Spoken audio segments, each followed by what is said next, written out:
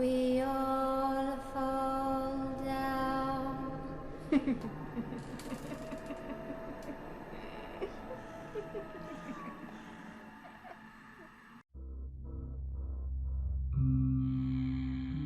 Tiens, bonjour à vous. Vous êtes revenu finalement? Moi je n'ai pas bougé, j'ai toujours été là. C'est vous qui êtes parti, non? Non? C'est moi? Bon, qu'importe. Maintenant que je suis là, asseyez-vous donc et profitons d'une nouvelle histoire ensemble. Enfin histoire, anecdote plutôt de tournage. Qu'est-ce qu'il y a? Vous n'avez pas accepté le fait que je m'absente aussi longtemps? Bon, d'accord, promis, c'est fini, je le fais plus. Le mois prochain, ça sera décembre. Et qui dit décembre, dit aussi Noël. Et ça tombe bien, j'ai beaucoup, mais beaucoup de dessins animés de Noël à vous raconter toutes ces anecdotes un petit peu bizarres pour certaines. Vraiment, vraiment bizarres. Mais bon, on n'y est pas encore. Aujourd'hui, on va parler d'un dessin animé éducatif. Je sais que vous les adorez, et je suis sûr que celui-ci a dû bercer l'enfance de beaucoup, mais beaucoup d'entre vous. Et vous voulez connaître un petit secret? Vous connaissez le propriétaire de la chaîne? Eh bien, lui aussi. Ce dessin animé lui a bercé son enfance. Mais ça reste entre nous, bien sûr. Et non, il n'a vraiment, mais vraiment pas aimé la dernière version sur Netflix. Et pour ceux qui ne l'avaient pas compris, oui, aujourd'hui on va parler du bus magique. Un petit dessin animé éducatif très intéressant qui parlait de tous les sujets. Bon, pour ceux qui ne connaissent pas, on va faire un petit récapépète. J'adore cette expression, récapépète. Il s'agit d'une série éducative sortie en 1994 et qui comprenait 2 saisons. Le scénar de la série était très simple. Une professeure, Mademoiselle Beyoncé, possédait son propre bus scolaire et celui-ci était magique. Oui, d'où le nom de la série. Et dans chaque épisode, elle et ses élèves allaient découvrir une nouvelle chose dans la vie, que ça soit les fleurs, les abeilles, la mécanique, la médecine, les poules, qu'importe. Ça touchait à tout, c'était très éducatif, et c'était presque, mais je dis bien presque, du niveau de C'est pas sorcier. Bon, c'est sûr que beaucoup d'épisodes de la série maintenant diraient complètement de la merde. Pourquoi? Parce qu'attention messieurs dames, la série a fêté ses 30 ans cette année. Eh oui, 30 ans. Je suis sûr que beaucoup d'entre vous vont se dire « Oula, ça me rajeunit pas ça !» Moi non plus, en effet. Je me souviens qu'il y avait un épisode qui était focalisé sur les ordinateurs, mais forcément, un ordinateur de 1994 ne fonctionne pas vraiment de la même façon qu'aujourd'hui. Enfin si, presque, mais les composants ne sont plus vraiment les mêmes, les dimensions non plus, et les puissances non plus, donc forcément, on le verrait aujourd'hui, on se dirait « Oula, c'était ça alors à l'époque? Eh ben dis donc, c'était le passé !» Bon, je me permets de donner quelques avis sur cette série avant de commencer. Déjà, elle était excellente, ça c'est sûr et certain, et en plus, elle était très progressiste.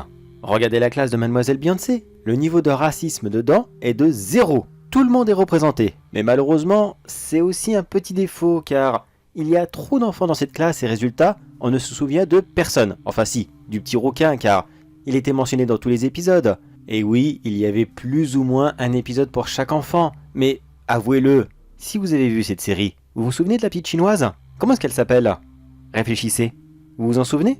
Bah moi non plus. Enfin, je dis chinoise, mais en fait j'en ai aucune idée. Elle est juste asiatique. Après de quel pays elle vient, je n'en ai aucune idée. Alors oui, j'ai travaillé sur cette série il y a très longtemps, et oui c'est vrai, c'était un petit peu le principe, on voulait que tout le monde soit représenté. Il y a même un enfant fauteuil roulant, mais celui-ci apparaît très rarement dans la série, pour 2 raisons. Déjà, il n'est pas dans la classe, c'est un grand frère de je ne sais plus qui, et il apparaît de temps en temps. Et l'autre raison, eh bien, malheureusement, un enfant fauteuil roulant, eh bien, comment voulez-vous l'emmener au fond de la mer, dans un volcan, dans une jungle, au milieu des plantes, enfin bref, vous m'avez compris. Et puis avouez-le entre nous, est-ce que vraiment ça aurait été classe pour ce personnage que toutes les 5 minutes on entend sa voix dire « S'il vous plaît, poussez-moi, j'arrive pas à bouger !» Bah non, pas du tout, c'est limite si on se foutait pas de sa gueule. Alors on a préféré le faire venir de temps en temps pour qu'il puisse interagir avec 2 ou 3 personnages et c'est tout.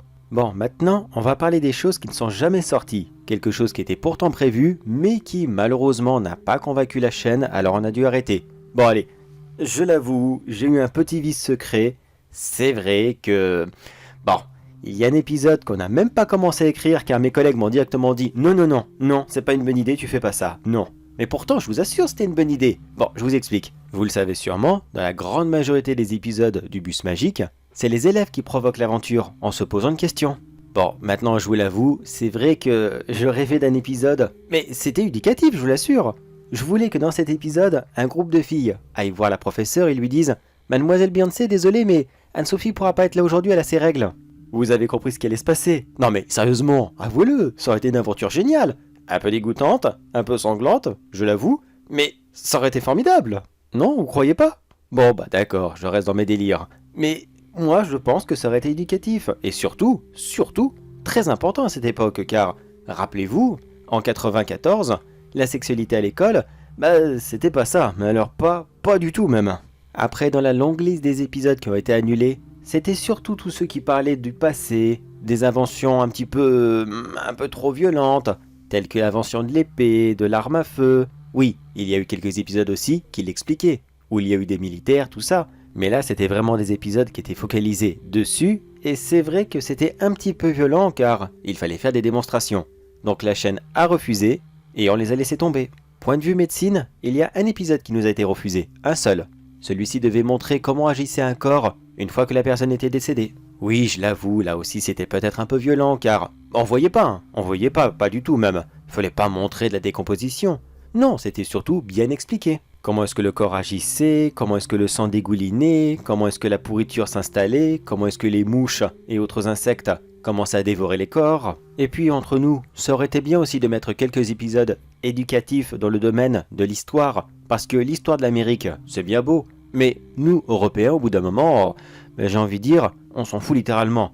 Alors, Barbe Rouge ou je ne sais qui, ça va bien 5 minutes, surtout que la majorité des dessins animés étant américains à cette époque, qu'est-ce qu'on pouvait en manger de l'histoire de l'Amérique? Oh là là. Après, il y avait un épisode qu'on avait presque terminé, car celui-ci à la base, on nous l'avait autorisé, mais ils l'ont annulé à la dernière seconde. C'était un épisode consacré sur les cauchemars, et plus précisément, les gros cauchemars. Vraiment ceux qui vous filent des énormes angoisses.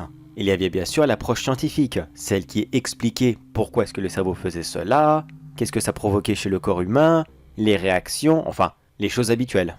Je vous l'explique rapidement. Dans cet épisode, c'était le petit rouquin. Comment est-ce qu'il s'appelle déjà Arnaud, je crois? Oui, je crois que c'est Arnaud, c'est ça. Juste avant d'aller se coucher le soir, il s'était posé une question. Il s'est simplement demandé, mais le bus du coup, il est vivant? Ou alors, c'est des boutons qui font déclencher ces transformations? Et s'il est vivant, de quoi est-ce qu'il fonctionne? C'est quoi son carburant? Bien sûr, n'ayant pas la réponse, il est parti se coucher, et ça l'a travaillé toute la nuit. Et finalement, il en a fait un rêve. Dans celui-ci, il arrivait à l'école, et Mademoiselle Beyoncé était très énervée, très énervée après ses élèves. Pourtant, ça ne lui ressemblait absolument pas. Elle qui était toujours grand sourire, que lui était-il arrivé? Mais finalement, Arnaud décida de faire sa journée de travail, tout à fait normalement. Il se mit à sa place, et il commença à suivre le cours. Mais plus la journée passait, et plus Mademoiselle Beyoncé ne cessait d'être énervée. Toutes les demi-heures, elle demandait à un élève de la classe, purement aléatoirement, de sortir et de l'attendre dans le couloir. Mademoiselle Beyoncé n'y allait pas, mais l'élève, lui, ne revenait jamais. À l'heure du repas, Arnaud commença à s'inquiéter. Où étaient passés ses camarades? Est-ce qu'ils étaient rentrés chez eux? Est-ce que le directeur les avait renvoyés? Plus il mangeait, plus il se dit que ses amis étaient quand même absents depuis beaucoup trop longtemps. Et pourquoi, surtout? Ils n'avaient rien fait. Ils étaient simplement en train d'étudier, puis Mademoiselle Beyoncé les avait mis dehors. Ne supportant plus de se torturer l'esprit, Arnaud décida de se lever de sa place, et il alla rejoindre sa maîtresse afin de lui poser la question. Elle était encore dans la salle de classe, mais lorsqu'il arriva dans celle-ci, non, elle n'y était plus. La salle était totalement vide. Alors il fit un rapide tour du bâtiment. Il se mit à chercher sa professeure et ses amis pendant plusieurs longues minutes. Mais il se doutait quand même où était sa professeure. Encore avec son bus, son fameux bus qu'elle aimait tant. Et ça c'est vrai, combien de fois dans la série, on la voit lui parler, le nettoyer, le réparer, et j'en passe. Et effectivement, elle était avec son bus, encore en train de le bichonner, et en même temps de le nourrir. Au début, oui, elle lui donnait simplement de l'essence, qu'elle avait prévue elle-même. Un genre de mélange entre un gasoil ou je ne sais quoi encore. Et, après qu'il ait bien bu, elle lui donna son plat de résistance. Je vous le donne dans le mille, c'était les autres élèves. C'est pour ça que Mademoiselle Beyoncé était contrariée. Son bus avait tellement faim, ça faisait des années et des années qu'il n'avait pas bien mangé. Elle parla de son passé à voix haute, pensant être toute seule avec son bus, se souvenant comment autrefois c'était facile de duper les enfants. Une petite sortie éducative, mais l'un des enfants ne rentre pas. Oh, quel dommage, un accident. Oh, ça arrive à tout le monde de faire des accidents, n'est-ce pas? Qui ne s'est jamais cassé une jambe? Blessé à son travail, tombé dans les escaliers? Ou alors, porté disparu durant une sortie scolaire? Dévoré par un ours? Et j'en passe. Et c'était encore beaucoup plus facile quand l'enfant était un orphelin, car personne ne le recherchait.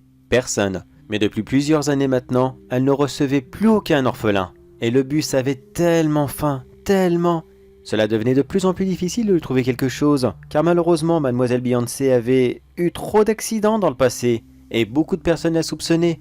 Mais maintenant, Maintenant, il fallait qu'elle agisse. Elle ne pouvait plus le voir mourir de faim comme ça lui faisait beaucoup trop mal au cœur. Alors quitte à partir en prison ou, Dieu seul sait encore, eh bien, autant que son bus soit en bonne santé, car celui-ci est peut-être un peu plus vorace et plus agressif qu'on ne peut l'imaginer. C'est vrai, plusieurs fois dans la série on le voit prendre des formes très bizarres. Souvenez-vous de cet épisode où il se transforme en une araignée géante. Maintenant essayez d'imaginer une petite seconde, si la même araignée, d'une taille colossale, devenait un peu trop méchante et un petit peu trop vorace. Vous imaginez un petit peu les dégâts que ça ferait? Voilà les capacités du bus, se transformer en n'importe quoi, même des choses abominables et extrêmement dangereuses. Non, Mademoiselle Beyoncé elle-même n'était pas un monstre, loin de là. C'était juste une famille d'ingénieurs qui réussissaient à fabriquer des choses un petit peu spéciales et un petit peu dangereuses. Maintenant vous comprenez pourquoi elle était toujours de bonne humeur? Parce qu'elle savait pertinemment que qu'importe ce qu'elle faisait, qu'importe ce qu'elle disait, personne ne pouvait lui faire quoi que ce soit. Rien ne lui faisait jamais peur, car de toute façon, qu'importe ce qu'elle faisait, elle n'aurait jamais de conséquences. Jamais. Même si là, après le meurtre de pratiquement toute sa classe, elle allait devoir le payer. Mais auprès de moult et moult policiers, qui allaient devoir très certainement mourir en essayant d'arrêter le bus.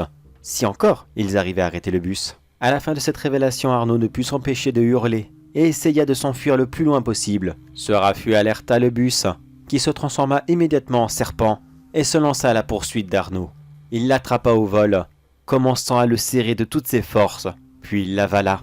Mais son réveil sonna, il sortit de ce cauchemar et il partit en cours, avec bien sûr la très grosse peur que tout cela était réel. Non, cela n'était pas bien sûr. En arrivant en classe, Mademoiselle Beyoncé lui expliqua qu'il n'avait fait qu'un gros cauchemar, que tout cela n'était pas réel, et c'est ce qui arrivait aux petits enfants qui se torturaient trop l'esprit. Mais quand il lui demanda « Mais madame, comment est-ce que vous savez que j'ai fait un cauchemar ?»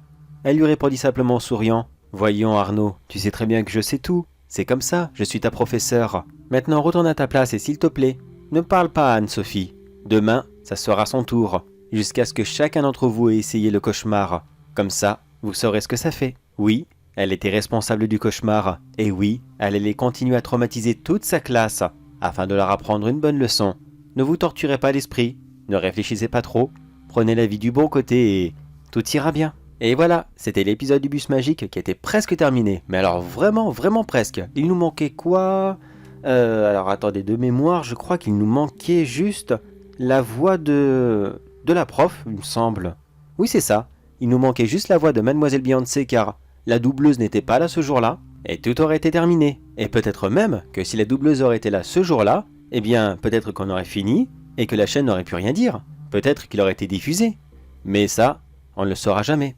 Et vous auriez aimé le voir cet épisode? Perso, j'avais adoré le faire. L'écrire, le dessiner, tout. Vraiment, j'avais adoré. Non, je ne dessinais pas, attention. Faut pas abuser. Je suis scénariste, pas dessinateur. Non, illustrateur. Voilà, excusez-moi, je me mélange souvent les pinceaux. Non, c'est juste que de temps en temps, j'aime bien essayer de dessiner, enfin, illustrer les personnages qu'on invente, c'est tout. Mais non, mes dessins n'ont jamais été diffusés et je n'ai jamais enregistré de voix pour tel ou tel personnage. J'aurais bien voulu, mais ça ne s'est jamais fait. Après, comme je vous l'ai dit tout à l'heure, il y avait plusieurs autres épisodes comme cela du bus magique qu'on n'avait même pas fini d'écrire, qu'ils ont directement été refusés. Vraiment beaucoup d'épisodes. Il y aurait eu de quoi faire au moins une 3e saison. Mais bon, ils n'en voulaient pas, alors moi, qu'est-ce que je peux faire? Non, je vous ai surtout parlé de l'épisode le plus avancé et le plus spécial, c'est vrai. Mais attendez une seconde. Oula, mais moi je parle. Mais vous avez vu l'heure? Je crois que je vais vous laisser retourner à vos activités. Encore pardon pour le temps énorme que j'ai pris pour revenir, mais c'est promis, je reviens dès le mois prochain, en décembre, pour vous parler d'un dessin animé de Noël. En plus, un dessin animé de Netflix. Alors celui-ci, vous pouvez le voir quand vous voulez. Je ne dis pas lequel, je garde la surprise. Mais je pense que vous l'avez déjà vu car il est bien, il est vraiment très bien. Le seul indice que je vous donne, il y a un petit côté Roméo et Juliette dedans. Ce n'est pas l'intrigue principale, c'est un petit clin d'œil qu'on voit à la fin. Mais je n'en dis pas plus. Allez sur ce tout le monde. Je vous donne rendez-vous ici là dans un mois pour parler de vos dessins animés préférés qui cachent parfois de bien terribles secrets.